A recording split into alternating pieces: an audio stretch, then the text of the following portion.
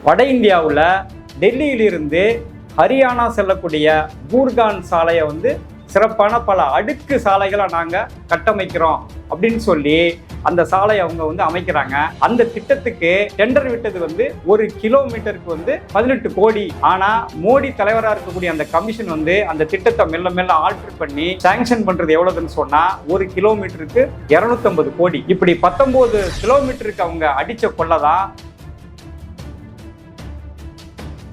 பொருளாதாரத்துறை சார்ந்து கூட பேசாம RBIல கூட கேட்காம பணம் 500 1000 செல்லாது அப்படின்னு சொல்லி அச்சடிச்சாங்க. இந்த அச்சடிச்ச பணம் ஏற்கனவே 500 1000 மொத்தமா எவ்வளவு இருக்கோ அதுக்கு நிகரா அச்சடிக்கப்படல, அதை விட அதிகமா அச்சடிக்கப்பட்டிருக்குன்னு சொல்லி கடைசியா டேலி பண்ற பொழுது டேலி ஆகாம எக்ஸஸ் ஆகுது. இந்த பணத்தை தான் இந்த விமானத்தை வந்து ஒப்பந்தம் போட்டு ரஃபேல் விமானத்தை 36,000 கோடி ரூபாயை வந்து இவங்க வந்து மிகப்பெரிய ஊழல் பண்றாங்க. அதுல டெஸ்லா அப்படிங்கிற ஒரு நிறுவனம் தான் இதுக்கு மிகப்பெரிய ஒரு உதிரி பாகங்களையோ அல்லது உற்பத்தியோ செஞ்சு கொடுத்துருக்கு. அதுல கிஃப்டா தான் அண்ணாமலை கட்டின அந்த ரஃபேல் வாட்ச். அவர் என்ன சொல்றாருன்னு சொன்னா, இந்த ரஃபேல் வாட்சில் ஊழலுக்கு மாற்றாக காங்கிரஸா அல்லது திமுகவா அல்லது அந்த பட்டியலில் வரக்கூடிய இந்தியா கூட்டணி கட்சிகளான்னு பார்த்தா அப்படி கிடையாது. ஏன் அப்படின்னு சொன்னா, இந்த ஆளு வர்க்கம் எல்லாமே, தேர்தல் கட்சி எல்லாமே, இன்னும் பல்வேறுபட்ட உறுப்புகள் எல்லாமே ஊழல் மயமா தான் இருக்கு. ஆனால் ஊழல் அப்படிங்கிறது கட்சிகள் சார்ந்தது மட்டும் சுருக்கிட முடியாது. இந்த அரசின் அனைத்து நிர்வாக பிரிவுகளுமே ஊழல் மயமா தான் இருக்கு.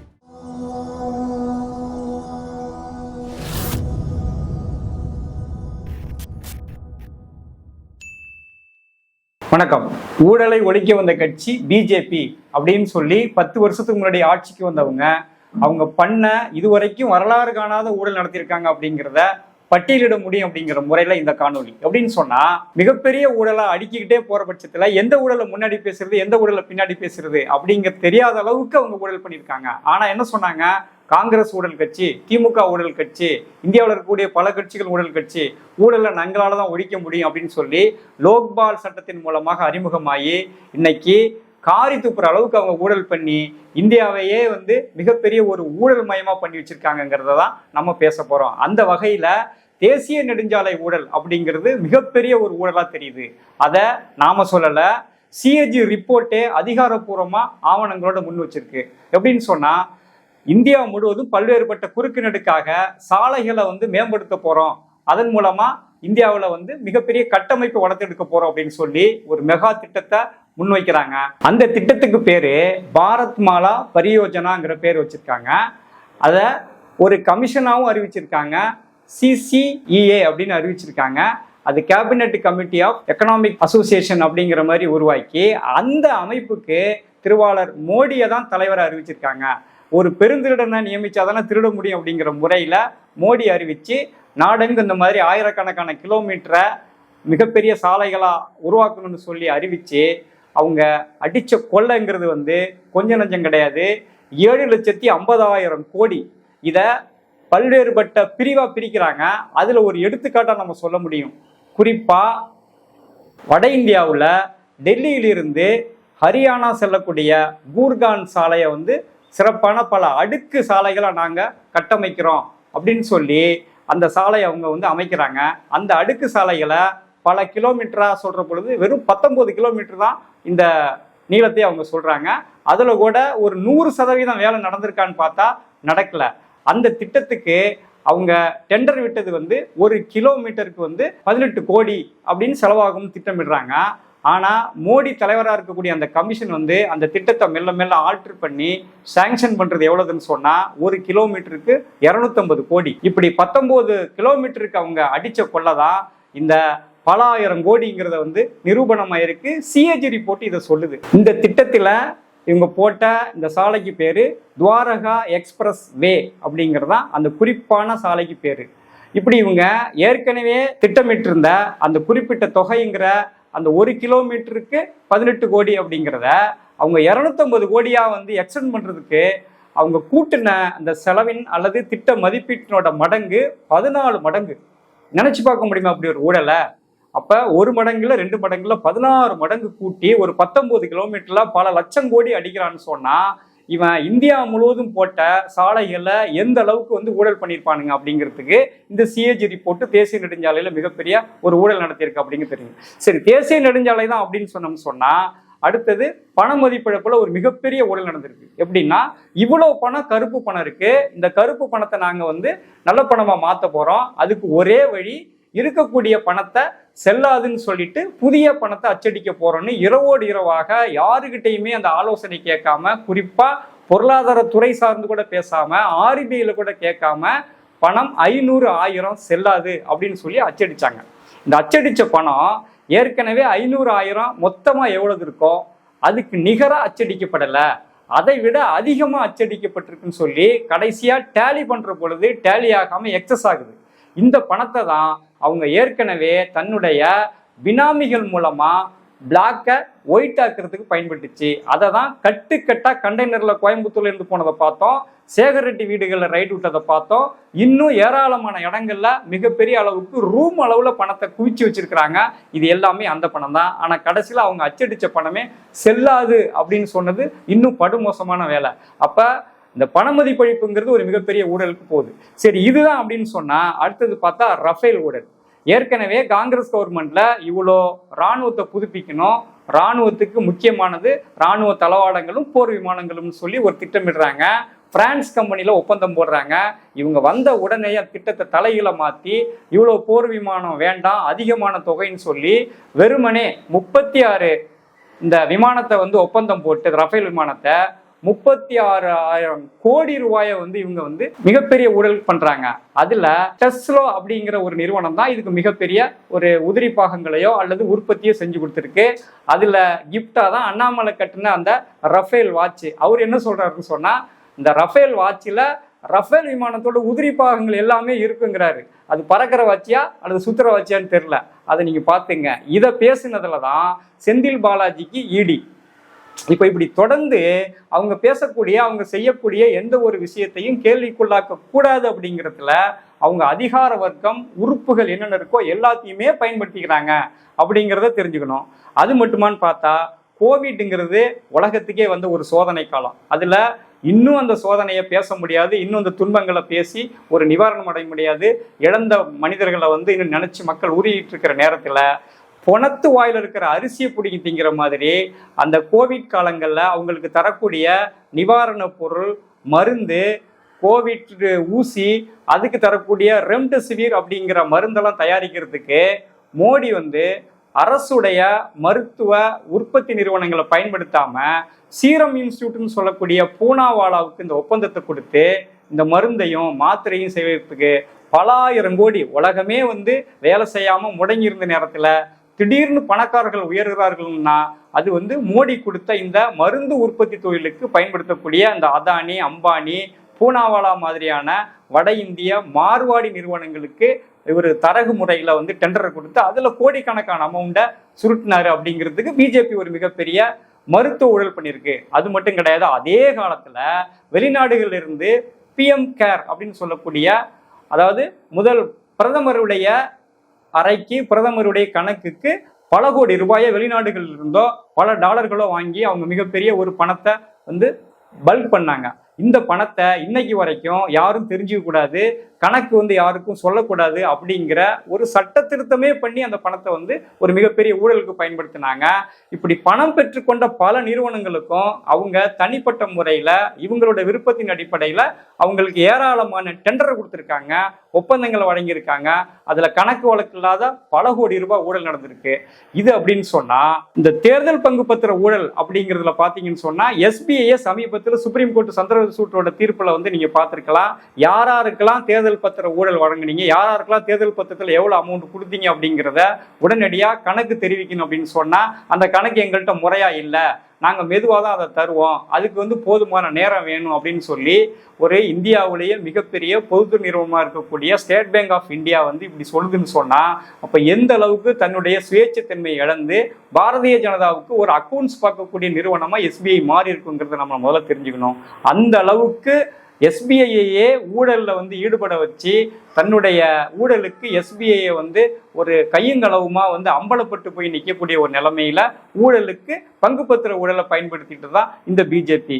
இது எப்படின்னு சொன்னா, அதானி மூலமா உலக அளவுல இல்லாத கம்பெனி பேர்களை எல்லாம் பல்வேறுபட்ட தீவுகள்ல உருவாக்கி, அந்த தீவுகள்ல வெறுமனே பேர ஒரு லெட்டர் பேட் கம்பெனிகளை உருவாக்கி இந்தியாவில் உள்ள பணங்களை கொண்டு போய் அங்க வச்சு அங்கிருந்து இந்தியாவில் வந்து உற்பத்திக்கு வந்து முதலீடு செய்யறோம், குறிப்பா அம்பானி அதானி மாதிரியான நிறுவனங்கள்ல வந்து நாங்க ஷேர் போடுறோம் அப்படின்னு சொல்லி செயற்கையிலேயே இல்லாத ஒரு வளர்ச்சியை காட்டி உலக அளவுல 3வது பணக்காரரா அதானி இருக்கிறாருன்னு சொல்லி இவன் எப்படிலாம் தில்லுமுள்ளு பண்ணானுங்கிறத அமெரிக்காவை சேர்ந்த ஒரு புலனாய்வு பொருளாதார நிறுவனமா இருக்கக்கூடிய ஹிண்டன்பர்க் அப்படிங்கிற நிறுவனம் அம்பலப்படுத்தினுச்சு.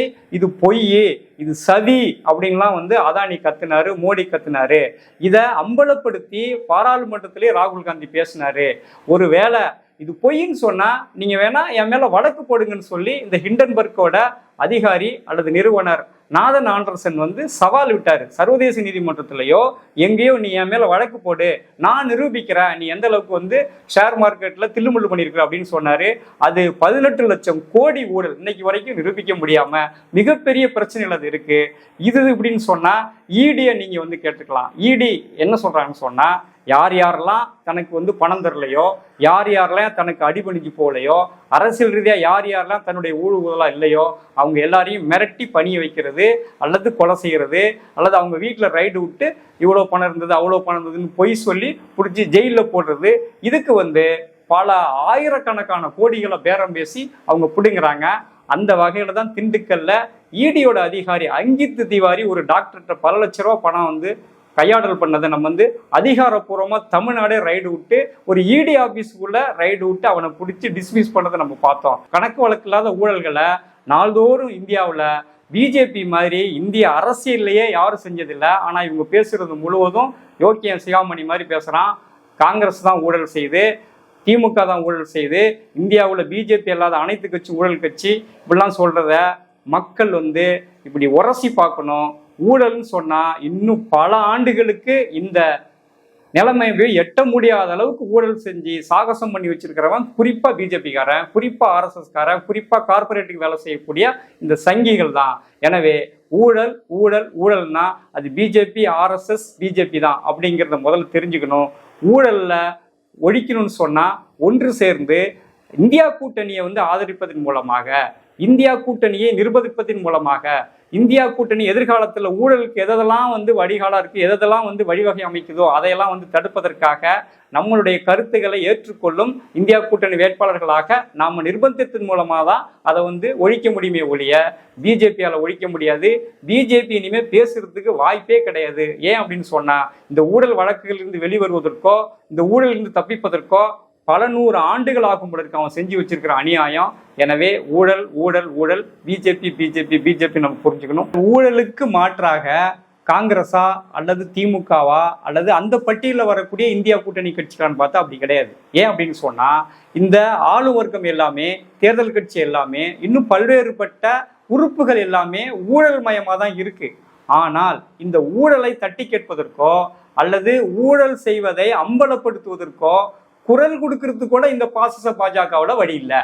அப்ப ஊழல் என்கிற ஒரு கொடூரமான கைகளை வெட்டுவதற்கோ அல்லது ஒடுக்குவதற்கோ ஜனநாயகமா பேசணும், ஜனநாயகமா கண்டிக்கணும் அப்படிங்கிற முறையில இருக்கக்கூடிய ஜனநாயக உரிமையை கூட பறி கொடுத்துட்டு இருக்கோம். இன்னைக்கு எதிர்காலத்துல திமுக ஆட்சிக்கு வந்தாலோ அல்லது ஒன்றியத்துல இந்தியா கூட்டணி ஆட்சிக்கு வந்தாலோ ஊழல் பற்றி நீ என்ன நிலைப்பாடு வச்சிருக்கிற அப்படின்னு பேசுறதுக்கு சுதந்திரமான விவாதத்தை முன்வைப்பதற்கான களமா இந்தியா கூட்டணியை நம்ம பார்க்கிறோமே ஒழிய ஊழலை ஒழிப்பதற்கு வேறு ஒரு தளம் இருக்கு.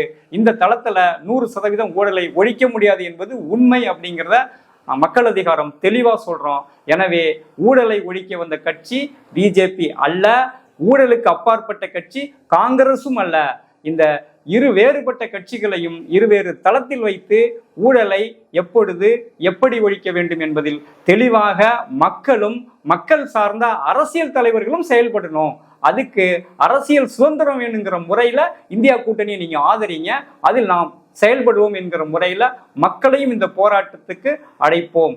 அதில் ஊழலை ஒழிப்பதற்கு மக்களுக்கும் சதவீத அளவில் உரிமை இருக்கு, தலைவர்களுக்கும் உரிமை இருக்கு, கட்சிகளுக்கும் உரிமை இருக்கு என்பதை அனைவருடைய பங்காக உணரணும் அப்படிங்கிறத தெரிவிச்சுக்கிறோம். ஊழல் அப்படிங்கிறது கட்சிகள் சார்ந்தது மட்டும் சுருக்கிட முடியாது. இந்த அரசின் அனைத்து நிர்வாக பிரிவுகளுமே ஊழல் மயமா தான் இருக்கு. இந்த அரசின் அனைத்து நிர்வாக பிரிவும் ஊழல் மயமா இருக்கிற பொழுது தனிநபர் ஊழல் அப்பாற்பட்டவராக இருக்க முடியுமா, அல்லது ஒரு கட்சி ஊழலுக்கு அப்பாற்பட்டதாக இருக்க முடியுமா? ஊழலை சர்வதேசிய மயமாக கூட நம்ம பார்க்கலாம். அந்த அளவுக்கு ஊழல் என்பது ஒரு யூனிவர்சல் ட்ரூத்லாம் சொல்லக்கூடிய ஒரு நிலைமையில இருக்கிறதுனால ஊழலை ஒழிப்பது என்பது வேறு ஒரு துரிதமான வேறு ஒரு இடத்துல நம்ம செய்ய வேண்டிய, பரிசீலிக்க வேண்டிய, விவாதிக்க வேண்டிய விஷயம். அதற்கான அரசியலை நம்ம முன்னெடுக்கணும். உடனடி தேவை என்பது ஊழலை பற்றி பேசவோ அல்லது நீ ஊழல் செய்கிறாய் என்பதை சொல்வதற்கோ இந்த சமூகத்துல இடமே இல்லை, பேசவே கூடாது அப்படின்னு சொல்ற இடத்துல தான் இந்த ஊழலை பற்றி பேசுவது என்பது இரண்டாம் கட்டமா இருக்கு. முதலில் நாம் பேசுவதற்கான சுதந்திரத்தை பெற்றெடுக்கணும். ஊழல் என்பது ஏதோ கீழ்நிலையில ஒரு மக்களும் ஒரு கடைகோடி அதிகாரிகளும் கைமாற்றிக் கொள்வதல்ல.